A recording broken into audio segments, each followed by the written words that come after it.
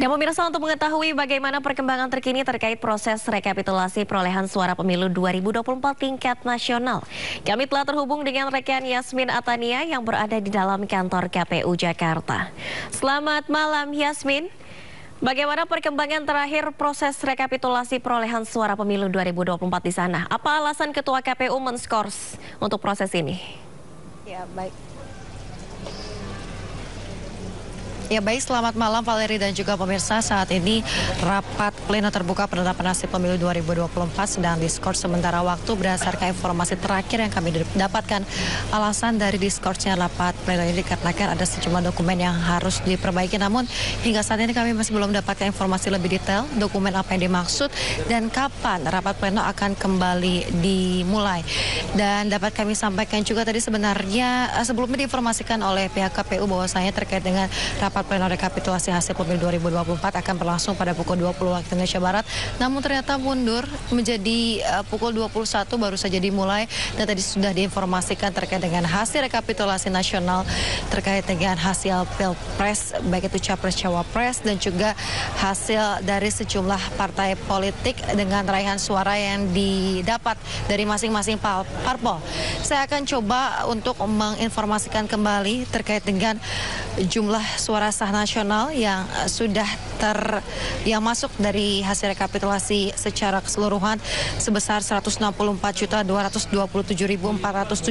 suara dengan rincian untuk paslon nomor urut 1 Anies Mohaimin mendapatkan sebanyak 47.971.906 suara.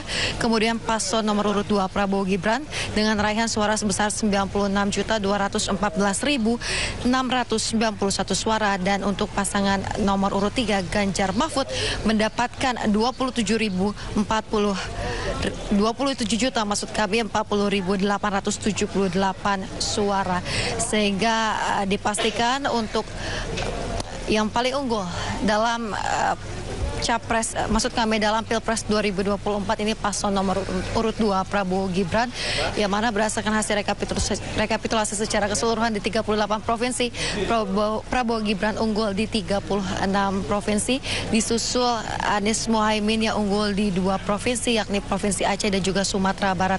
Kemudian juga tadi disampaikan terkait dengan raihan suara terbanyak dari partai politik. Ini nomor urut 1 ditempati oleh PDI Perjuangan yang mendapatkan suara sebanyak 25.387.278 atau sekitar 16,72%. Kemudian nomor urut 2 ada Golkar dengan raihan 23 juta suara sekitar 15,29%. Kemudian Gerindra dengan raihan total suara sekitar 20 juta suara atau 13,22%. Nomor urut 4 ada PKB dengan raihan sebanyak 16 juta suara lebih. Ini jika dikalkulasikan ada sebanyak 10,62%.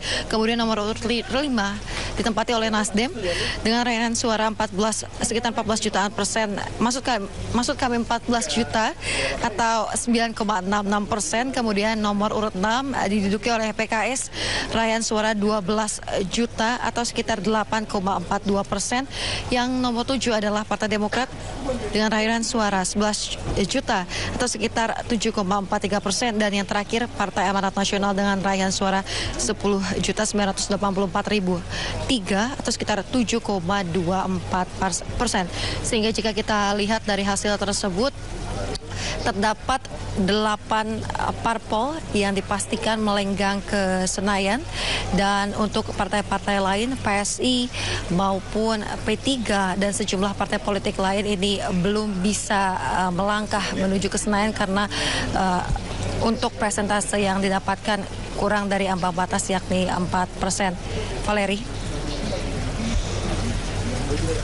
Sudah mengumumkan bahwa untuk tingkat pemilihan presiden, Prabowo Gibran unggul dengan 96 juta sekian suara. Kemudian juga di pemilihan legislatif ataupun pileg, dari total 24 partai ini ada 8 partai yang lolos ke parlemen. Namun tadi alasan diskors adalah KPU mengatakan ingin memperbaiki dokumen. Apakah ini terkait pemilihan presiden ataupun pemilihan legislatif? Mungkin ada informasi yang beredar di sana, Yasmin?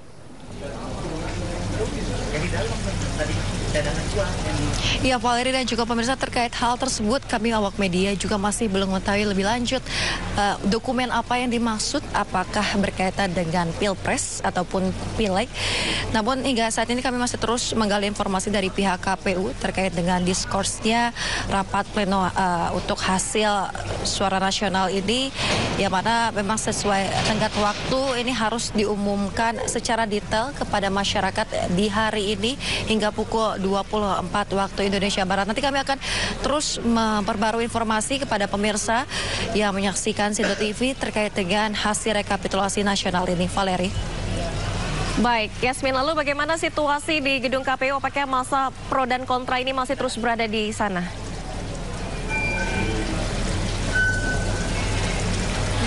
Ya, Valeri, saya melaporkan dari area halaman gedung KPU, atau bisa dikatakan di dalam area KPU begitu ya. Untuk di luar nampaknya jika saya dengar dari suara-suara orasi ataupun yel-yel yang disuarakan ini, nampaknya masih banyak dari masa aksi yang berada di sekitaran gedung KPU ini. Namun kalau tadi berdasarkan informasi dari rekan yang berada di luar gedung KPU, sempat adanya aksi bakar ban begitu, dan juga orasi-orasi dari sejumlah pengunjuk rasa. Namun saat ini nampaknya suara tidak begitu nyaring seperti beberapa waktu lalu tuh sebelum memasuki waktu maghrib. Dan nanti kita akan perbarui lagi lebih lanjut terkait dengan situasi di luar. Namun sejauh ini kondisi di area KPU terpantau kondusif karena memang pengamanan dari pihak kepolisian dan juga petugas gabung baik itu TNI dan juga dari petugas internal KPU sudah sangat luar biasa. Mereka standby sejak bahkan tidak hari ini saja, sejak kemarin-kemarin sudah mulai melakukan pengamanan di sekitar area KPU untuk memastikan bahwa pelaksanaan proses rekapitulasi dapat berjalan dengan lancar dan juga tanpa hambatan satu kendala apapun. Valeri. Baik, Yasmin, lalu bagaimana terkait dengan pengamanan di gedung KPU? Apakah saat ini eskalasi untuk massa yang berunjuk rasa ini semakin meningkat ataupun justru semakin berangsur kondusif begitu?